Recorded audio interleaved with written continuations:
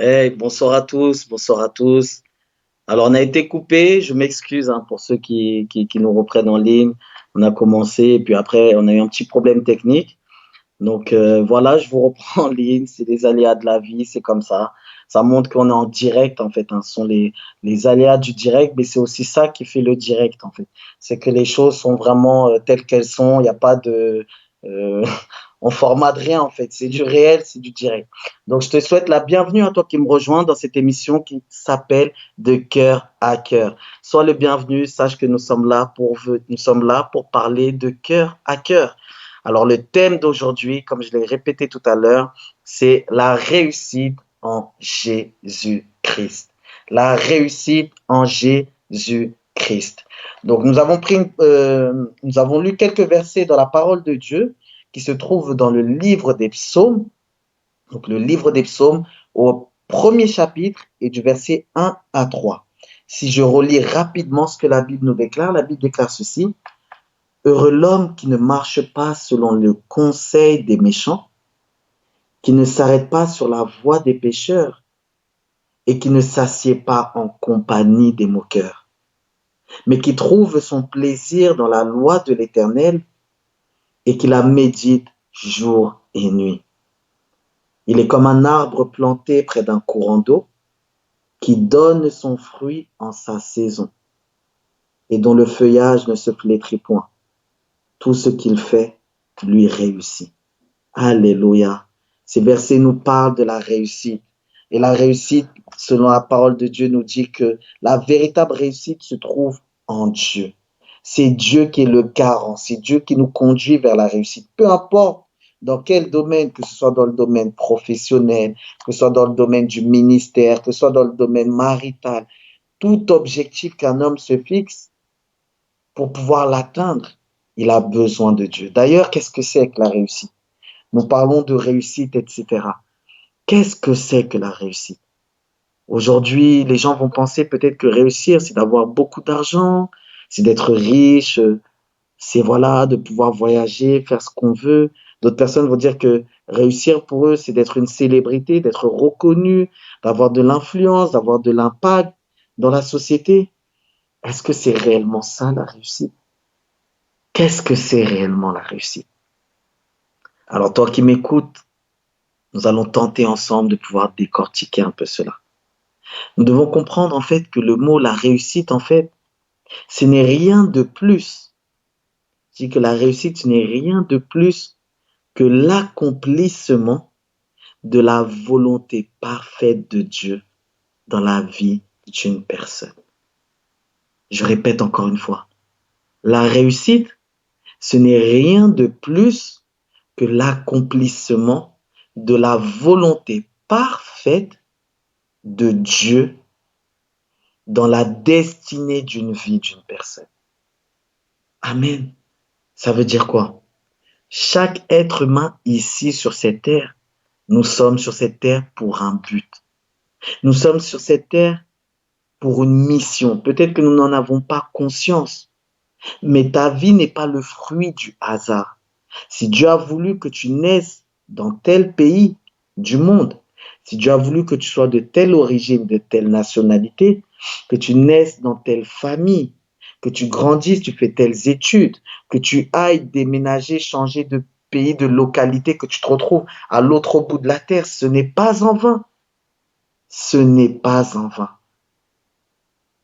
Dieu a un plan parfait pour ta destinée, toi qui me regardes. Dieu a un plan parfait pour ta vie. Et donc, pour toi, atteindre la réussite, ce n'est pas atteindre tes aspirations personnelles. Ce n'est pas atteindre tes motivations personnelles, non. Atteindre la réussite, c'est de réussir à accomplir pleinement la volonté parfaite de Dieu pour ta vie. Parce que la Bible déclare que Dieu fait toutes choses bonnes en son temps. Dieu est l'omniscient, celui qui sait tout, qui connaît ton avenir. Dieu sait combien tu as de nombre de cheveux sur ta tête. Il sait avec qui il a prévu que tu sois marié pour que tu sois heureux et épanoui. Il a dit dans sa parole Je souhaite que tu prospères à tous égards, comme prospère l'état de ton âme. Alléluia. C'est la Bible qui le dit, c'est pas moi. Dieu dit dans la Bible, je souhaite que tu prospères à tous égards, comme prospère l'état de ton âme.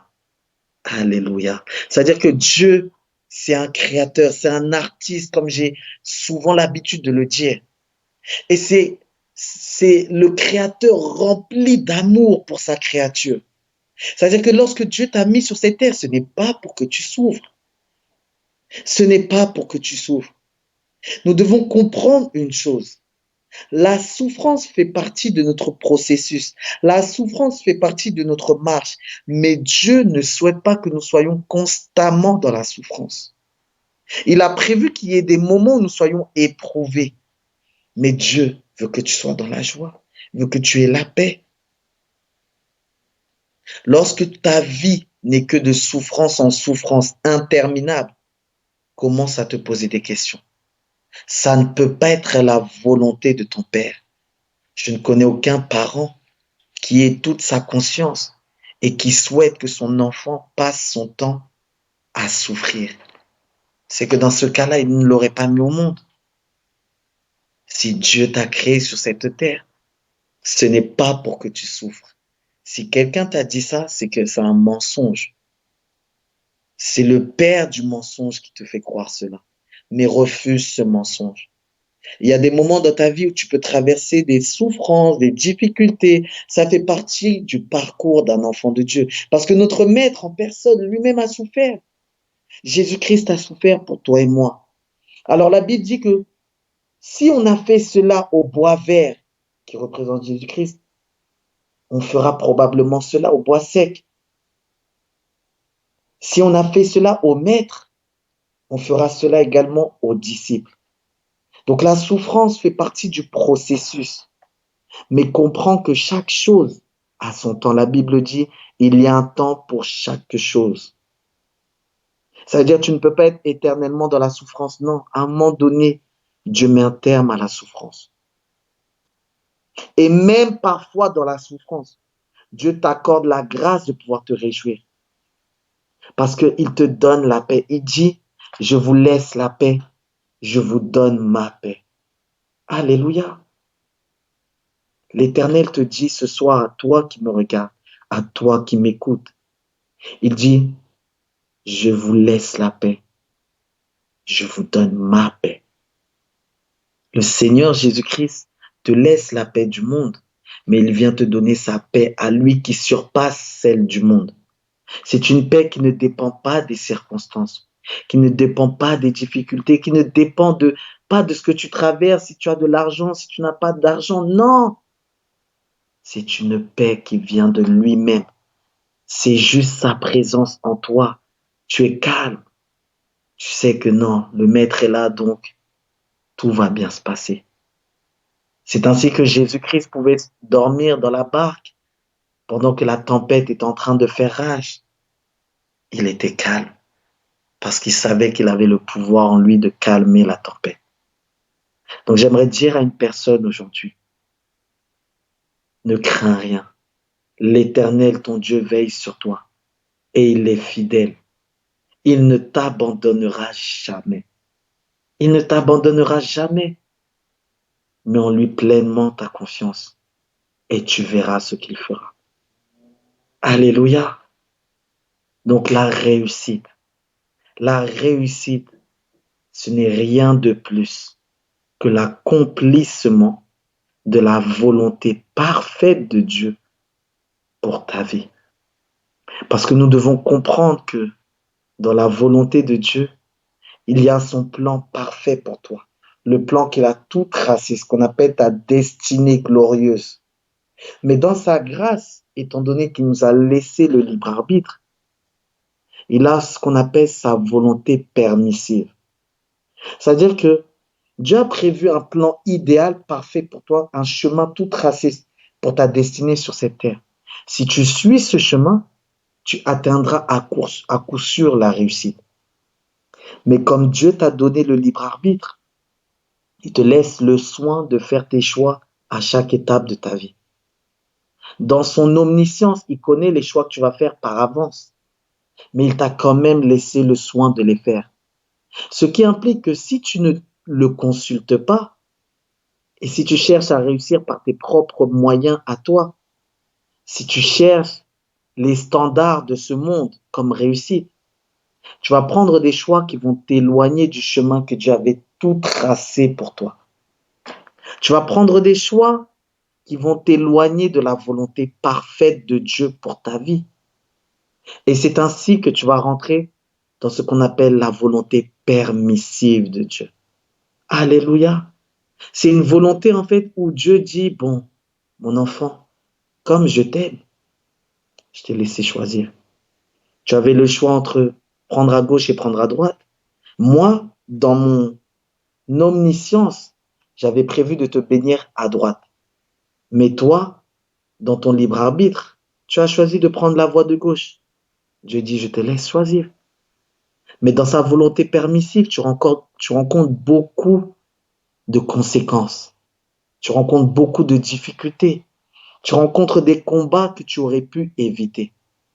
Voilà pourquoi il est plus qu'important pour nous, enfants de Dieu, de chercher à chaque instant la face de Dieu pour savoir qu'est-ce que Dieu veut qu'on fasse à chaque instant. Quel choix nous devons faire, quelle direction nous devons prendre. Tu dois chercher dans les moindres détails à connaître la volonté de Dieu pour ta vie. Parce que c'est cette volonté parfaite qui te garde sur le chemin de l'éternel. Et lorsque tu es sur le chemin de l'éternel, rien ne peut t'arriver, je t'assure. Même si le diable va se lever, il va venir se présenter devant toi, il va chercher d'une manière ou d'une autre à te déstabiliser. Mais lorsque tu es sur le chemin tout tracé que l'Éternel a préparé pour toi, tu auras toujours la victoire. Par contre, si tu t'éloignes du chemin que Dieu avait prévu pour toi, tu rencontres d'autres chemins, des chemins tortueux, des chemins remplis d'embûches, des chemins en fait où tu, tu traverses en fait des combats que tu aurais pu éviter. Déjà, la vie chrétienne n'est pas facile. Déjà, lorsque nous sommes sur le chemin de Dieu, nous savons, parce qu'il nous l'a dit, que nous serons combattus. Lorsque nous sommes dans la volonté parfaite de Dieu, nous savons que nous allons rencontrer des combats et des batailles. Mais nous avons l'assurance par la foi que l'Éternel nous donnera la victoire. Mais ça, c'est quand nous marchons sur le chemin de Dieu. Alors, imagine-toi lorsque tu n'es pas sur le chemin de Dieu. Là, tu deviens une proie vulnérable pour l'ennemi. Il est là, il est content, parce que tu as moins de protection, parce que tu es dans la désobéissance, en fait, quelque part. Et donc, l'ennemi met toutes ses stratégies en œuvre pour t'atteindre, pour t'arrêter, pour détruire ta vie. Et ce que Dieu avait prévu pour toi, ce que tu devais vivre, la bénédiction que tu devais vivre, tu as du mal à la vivre. Et tu ne comprends pas, tu dis, mais mon Dieu dit qu'il m'aime, mon Dieu dit qu'il m'a béni. Mais pourquoi je ne vis pas cette bénédiction? Tout ça, c'est à cause de la désobéissance. Alléluia. C'est à cause de la désobéissance. La désobéissance ôte la protection de Dieu dans notre vie. Amen. C'est pourquoi j'aimerais dire à une personne qui me regarde ce soir, cherche la face de l'Éternel et pose-lui les bonnes questions. Parfois, nous sommes là dans des moments de prière et nous avons l'impression que nous ne trouvons pas de mots, en fait. Nous ne savons pas quoi dire à Dieu. Tu es là, tu as prié 20 minutes et puis tu es essoufflé. Tu dis, bon, qu'est-ce que je fais? Je chante. Je ne sais plus qu'est-ce que je dois dire à Dieu. Pose-lui les bonnes questions. Il est là, c'est ton Père. Pose-lui les bonnes questions. Il saura te répondre. Tu as une vie, tu as des choses qui te perturbent. Pourquoi tu n'oses pas en parler à celui qui sait tout? Pose-lui les bonnes questions. Seigneur Dieu, que dois-je faire? Seigneur Dieu, pourquoi je vis cela? Pourquoi je traverse ceci? Quelle direction je dois prendre? La première des choses pour pouvoir atteindre la réussite, c'est de comprendre ce qu'est la réussite. Beaucoup de personnes pensent qu'ils marchent sur le chemin de leur réussite alors qu'ils sont dans une illusion. Ils sont dans une utopie. Parce que pour beaucoup de personnes, ils ont une mauvaise définition de la réussite. Ils pensent que la réussite, c'est d'amasser des biens, amasser de l'argent. Ce n'est pas que ça. Les biens et l'argent sont un composant de la réussite. Mais ce n'est pas ça qui fait la réussite. D'autres personnes vont penser que la réussite, c'est d'avoir un bon poste, un bon salaire à la fin du mois. C'est bien, ça peut être un composant de la réussite. Mais tu peux avoir un bon salaire, un bon poste, beaucoup d'argent et être totalement en dehors de la volonté de Dieu pour toi. Parce que Dieu, peut-être, il voulait que tu vives à l'autre bout du monde. Mais toi, tu es là et tu fais autre chose. Dieu t'avait appelé à le servir, mais toi, tu es là, tu refuses de le servir. Tu résistes à l'appel. Et dans son amour, dans sa générosité, dans sa bonté, Dieu te bénit. Ce que tu fais, ça peut marcher plus ou moins comme tu le veux. Tu te plains pas, tu as un peu d'argent. Et tu crois donc que, voilà, moi, j'ai réussi ma vie.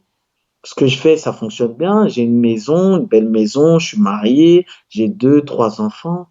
Et tu penses que c'est ça. Mais laisse-moi te dire une chose à toi qui me regarde. Un jour, lorsque tu mourras, si par la grâce de Dieu, tu es sauvé, et je le souhaite pour toi, et que tu vois l'Éternel en face, lorsqu'il te montrera la vie que tu as vécue sur cette terre, et lorsqu'il te montrera la vie que lui, il avait prévu que tu vives sur cette terre, beaucoup de personnes seront surprises. Je dis beaucoup de personnes seront surprises. Pourquoi? Parce qu'on va dire, mais Seigneur, c'est pas possible. Comment est-ce que ça se fait que tu avais prévu que je vive ça?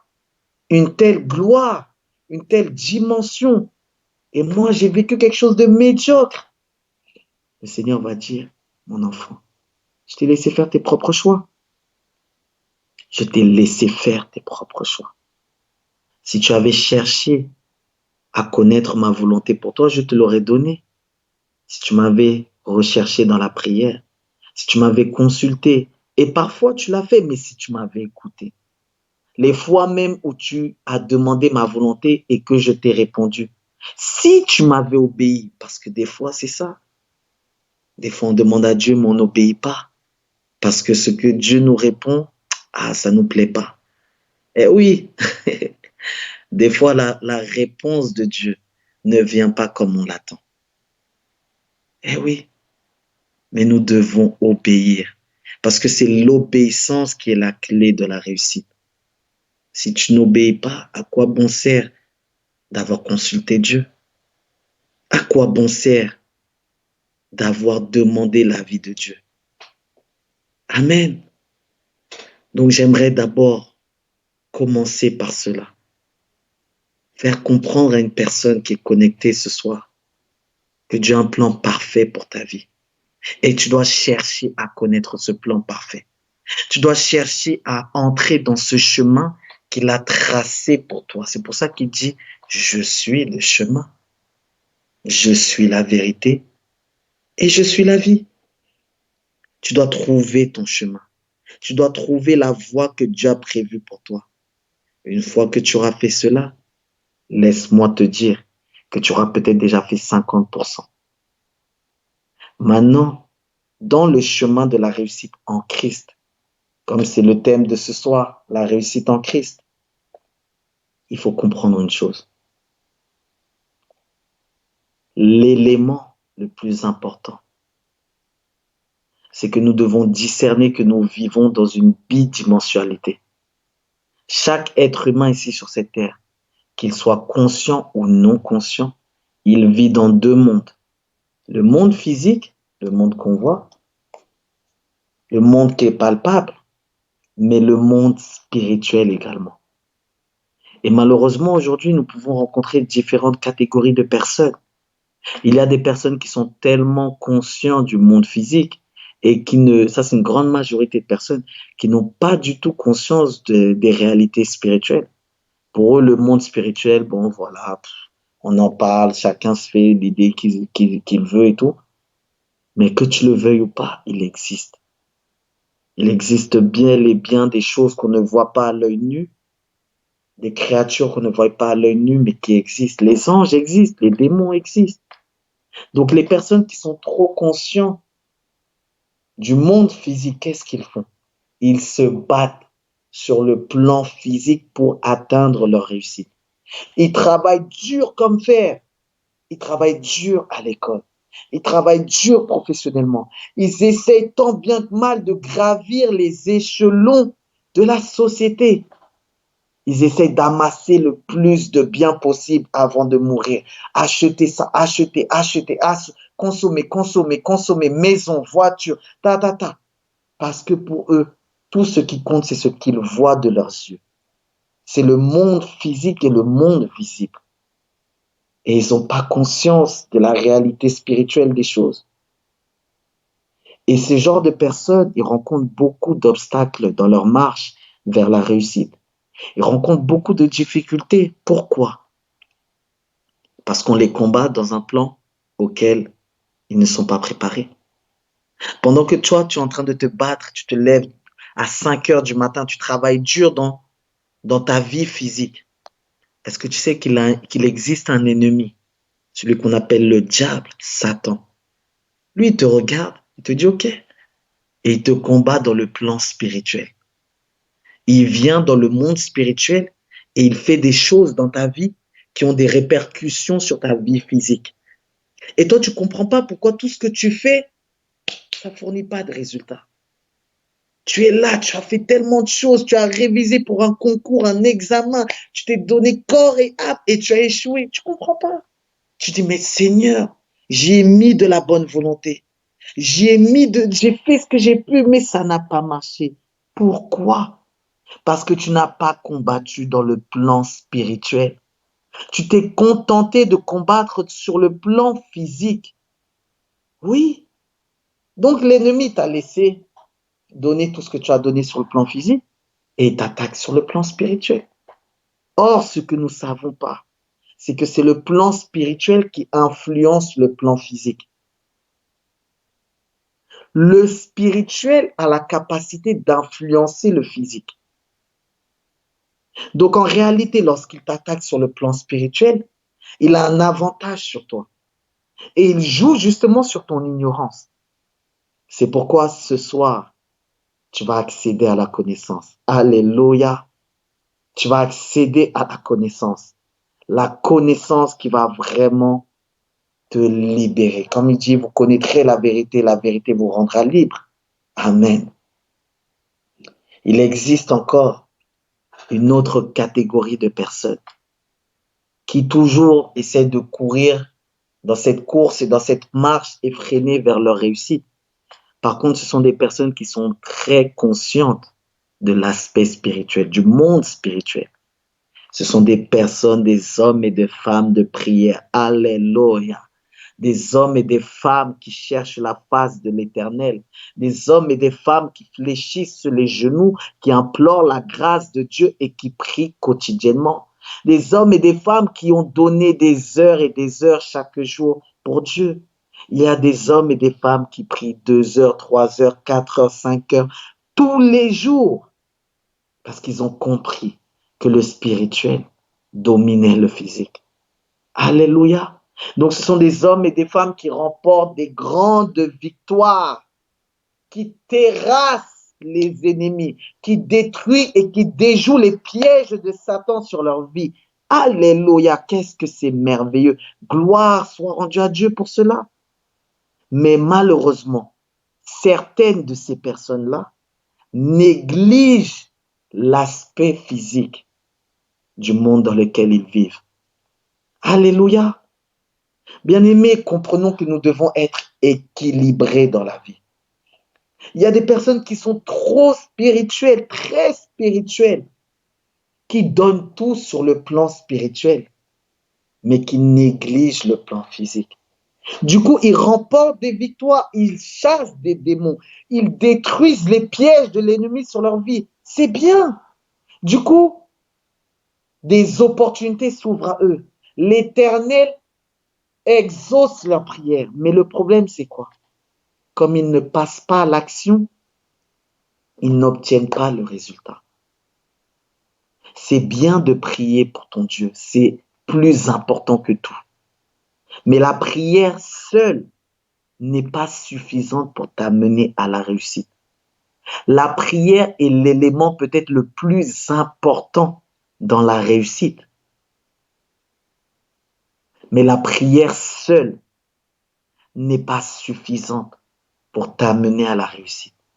Bien-aimé, tu dois te lever et tu dois poser des actions. C'est-à-dire que tu pries pour recevoir des directions de Dieu. Tu pries pour détruire les œuvres des ténèbres. Tu pries pour vraiment ouvrir ton ciel. Une fois que ton ciel est ouvert maintenant, le Seigneur te parle.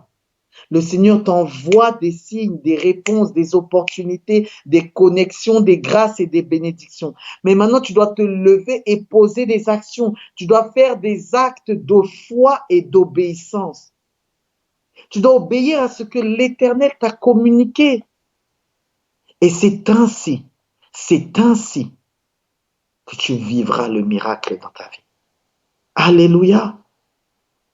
Si tu pries beaucoup, beaucoup, beaucoup, mais que tu ne te lèves jamais pour aller postuler pour trouver du travail, comment veux-tu que Dieu te bénisse et que tu aies un bon travail?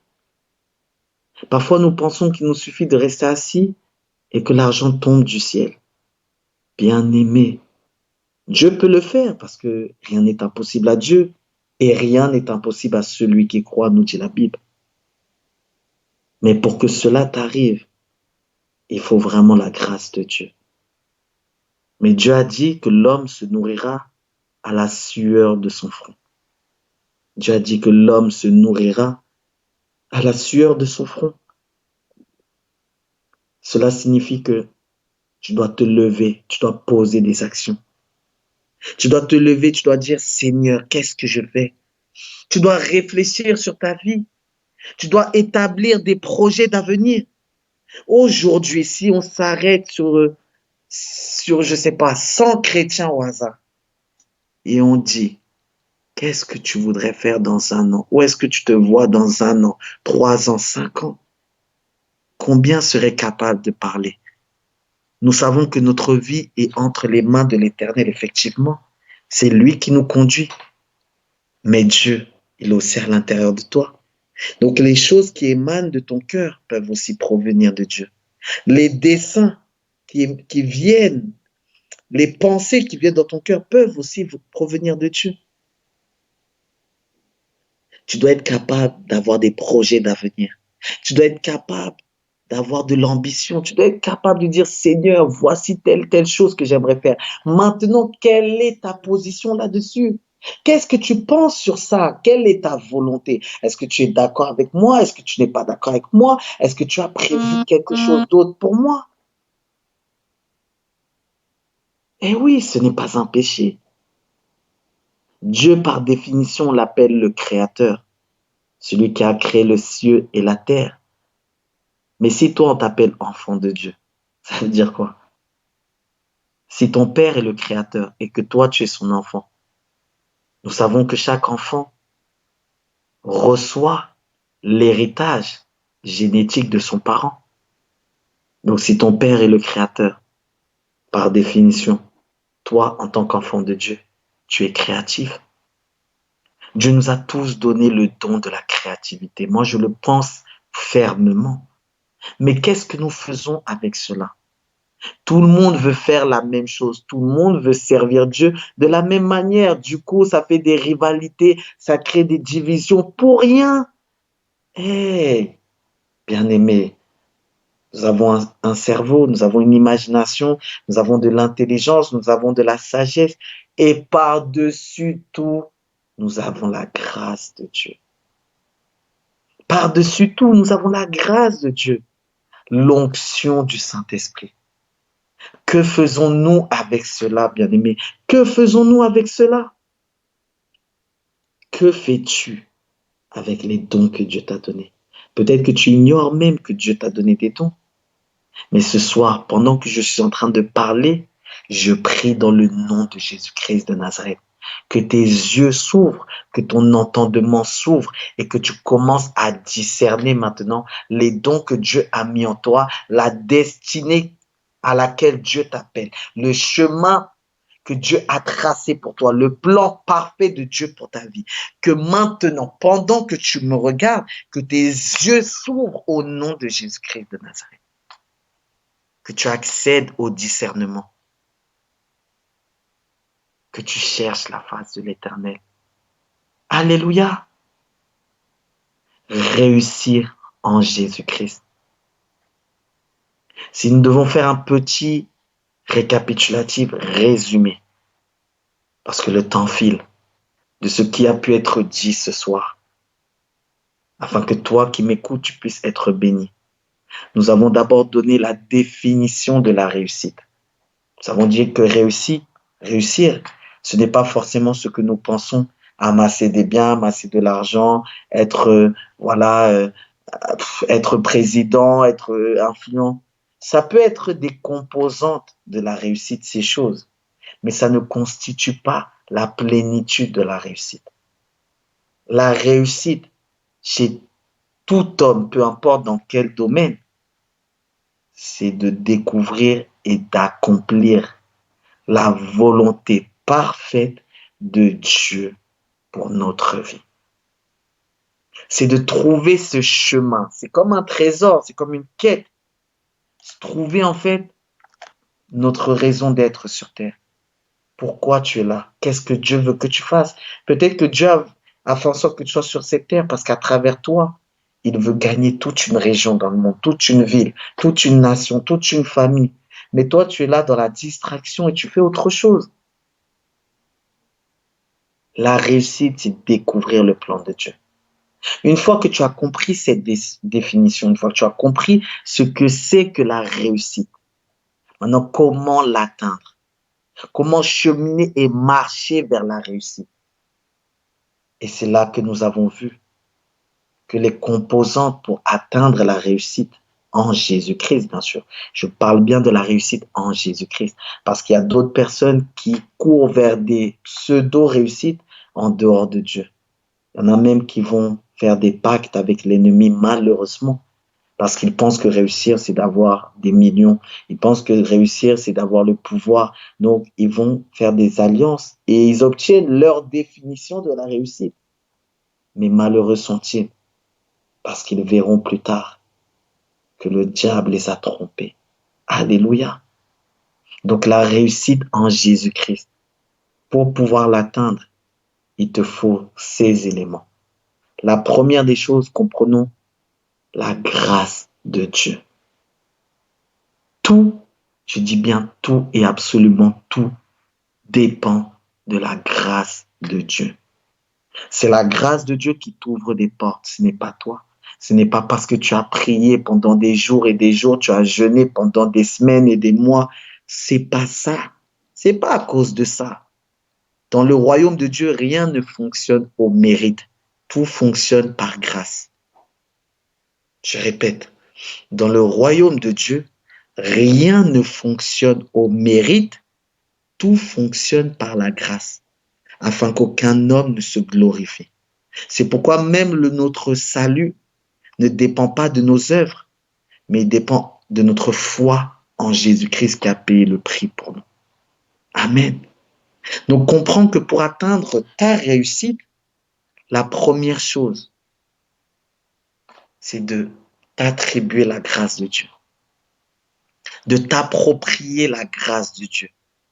C'est-à-dire être reconnaissant et considérer que tout ce que tu as déjà, le peu que tu as aujourd'hui, c'est Dieu qui te l'a donné, que tu ne mérites rien. Quand tu commences à comprendre que tu ne mérites rien, que Dieu ne te doit rien et que Dieu te donne tout parce qu'il t'aime, parce qu'il est généreux, parce qu'il est bon et parce qu'il t'accorde sa grâce, là déjà, tu as ouvert une porte qui t'accède, qui te permet d'accéder à un autre palier dans la réussite. Alléluia. La grâce de Dieu, c'est le point de départ pour toute réussite en Christ. Ensuite, après la grâce de Dieu, comme on l'a vu tout à l'heure, il y a ce qu'on appelle la prière. La prière afin de pouvoir opérer dans la dimension de l'invisible, la dimension spirituelle, là où nous ne voyons pas les choses, mais là où beaucoup de choses se passent. Là où la sorcellerie se passe, le vaudou se passe, là où des pactes et des choses sont dites pour t'empêcher, toi, d'entrer justement dans la réussite que Dieu a prévue pour toi, dans le chemin que Dieu a prévu pour toi. Donc, si tu n'opères pas dans la prière, si tu ne pries pas, tu auras beaucoup de mal. Satan va te combattre dans cette dimension dans laquelle tu es ignorante et tu auras du mal, tu vas fournir beaucoup d'efforts pour peu de résultats. Alors prie, prie pour toute chose, prie. En tout temps, prie. Ne cesse jamais de prier. La prière doit être ton mode de vie. Quotidiennement, tu dois prier. Prie, prie le Seigneur Jésus. Cherche sa face jour et nuit. Il est là, il t'accompagnera à chacun de tes pas. Ne te détourne jamais de lui. Alléluia. La prière, bien-aimé. Après la prière, une fois que tu pries, vient maintenant les actions. Vient maintenant l'obéissance. Vient maintenant le sacrifice. Eh oui, on n'obtient rien sans rien. Je vous ai dit tout à l'heure que rien ne fonctionne par mérite. Tout est une question de grâce. Mais la grâce implique des efforts de ta part. Ce n'est pas parce que tu as fourni des efforts que tu mérites telle ou telle chose. Mais parce que Dieu te fait la grâce d'obtenir telle ou telle chose, tu dois fournir des efforts. Est-ce que quelqu'un a bien suivi? Sinon, je reprends. Ce n'est pas parce que tu as fourni tel ou tel effort que tu mérites quoi que ce soit devant Dieu. Tu ne peux pas te placer devant Dieu en disant, Seigneur, j'ai fait ça, donc je mérite ça, donne-moi ci. Non, tu ne mérites rien devant Dieu, rien que le souffle. C'est lui qui te le donne gratuitement. S'il veut, il te l'enlève aujourd'hui. Tu ne peux rien accomplir si tu n'as plus le souffle. On ne mérite rien. Mais parce que Dieu t'accorde sa grâce d'être en vie, d'être en bonne santé, de pouvoir accomplir telle ou telle chose, à cause de cette grâce qu'il t'accorde, alors tu dois fournir des efforts pour atteindre certaines choses. Vous vous rendez compte? C'est dans ce sens-là, en fait. C'est parce que nous sommes conscients que nous bénéficions de cette grâce que Dieu nous a accordée, que nous, de notre côté, nous devons fournir des efforts et nous battre pour atteindre nos objectifs.